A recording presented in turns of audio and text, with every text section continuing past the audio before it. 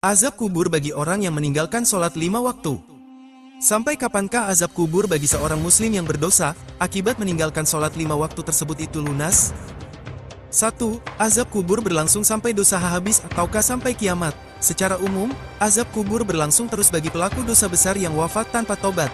Tetapi lamanya azab berbeda-beda, sesuai berat dosa dan kehendak Allah. Rasulullah Shallallahu Alaihi Wasallam bersabda, tentang salah satu penghuni kubur, dia disiksa sampai hari kiamat. Hadis riwayat Bukhari, tentang orang yang tidak sholat, ini menunjukkan sebagian orang diazab terus sampai kiamat karena dosanya berat dan belum lunas.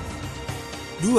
Apakah ada yang dosanya lunas sebelum kiamat? Ya, ada. Bisa saja seseorang diazab hanya beberapa waktu di barzah, lalu diselamatkan karena dosa telah terbayar dengan azab, ada amal baiknya yang menjadi penebus, ada doa dan sedekah anaknya, ada syafaat Rasulullah Shallallahu Alaihi Wasallam, Allah mengampuni dengan rahmatnya.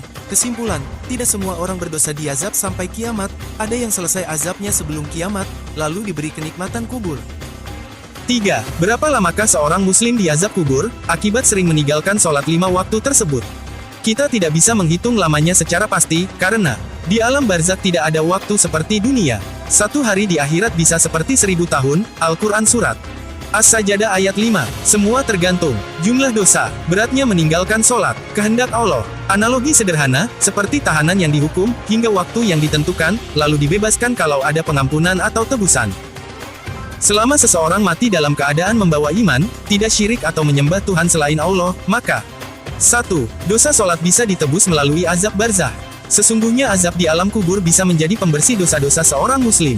Disarikan dari Imam Ibnul Qayyim dan Al-Hafiz Ibnu Razab, bila seorang muslim sering meninggalkan sholat, ia berpotensi mendapatkan azab di alam barzakh. Azab ini setimpal dengan kadar dosanya, bisa berlangsung hingga dosa itu lunas, dan kemudian azab berhenti. Contoh, jika seseorang meninggalkan sholat selama bertahun-tahun tapi juga banyak amal baik, bisa jadi ia diazab hanya dalam kurun waktu tertentu di alam kubur, lalu dihentikan. Ketika dosanya selesai, dibayar oleh azab itu, ruhnya akan diperlihatkan tempat peristirahatan yang lebih tenang, sambil menunggu kiamat. 2. Bisa juga diampuni langsung karena amal lain. Sedekah, ilmu bermanfaat, anak soleh yang mendoakan, akan terus mengalir setelah mati. Hadis riwayat Muslim. 3. Bisa keluar dari neraka setelah azabnya cukup. Barang siapa yang di dalam hatinya terdapat seberat biji sawi dari iman, maka dia akan dikeluarkan dari neraka. Hadis riwayat Bukhari dan Muslim. Jika dosa-dosanya berat, ruhnya tidak hanya diazab di alam kubur, tetapi di hari kiamat ia juga bisa masuk neraka. Namun, ia tidak kekal, karena masih muslim tidak syirik menyekutukan Allah. Setelah azab yang sesuai kadar dosanya, Allah akan memerintahkan malaikat untuk mengeluarkannya dari neraka, bahkan dalam keadaan gosong sekalipun, lalu disucikan dan dimasukkan ke surga. Tetapi setiap muslim jangan menganggap remeh hal ini, karena sering ada mungkin candaan ataupun serius, orang muslim mah aman yang penting tidak syirik pasti masuk surga, walaupun diazab dulu untuk bersihin dosanya. Boleh berkata begitu, namun perlu diketahui bro, sehari di alam gaib baik itu barzah ataupun akhirat bisa 1000 tahun hari alam dunia. Bayangkan kalau diazab, kepala dihantam malaikat hancur lalu utuh lagi, lalu hancur lagi dan seterusnya selama periode yang lama, nauzubillah min zalik sungguh mengerikan. Namun itulah sifat Rahman dan Rahimnya Allah, walaupun azab Allah sungguh keras siksaannya, namun masih ada dispensasi darinya, diantaranya 3 perkara yang telah dijelaskan, hadis riwayat Muslim di atas dan juga mengamalkan surah Al-Mulk yang bisa meringankan bahkan aman dari azab kubur.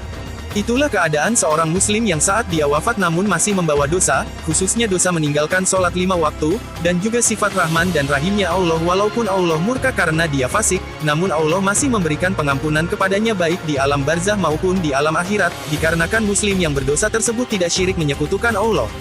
Wallahu alam bisawab. Semoga kita di akhir hayat ditakdirkan Allah mati dalam husnul khotimah, taubatan nasuha sebelum ajal menjemput, agar kita terhindar baik dari azab di alam kubur maupun alam akhirat dan neraka. Amin ya robbal alamin. Wassalamualaikum warahmatullahi wabarakatuh.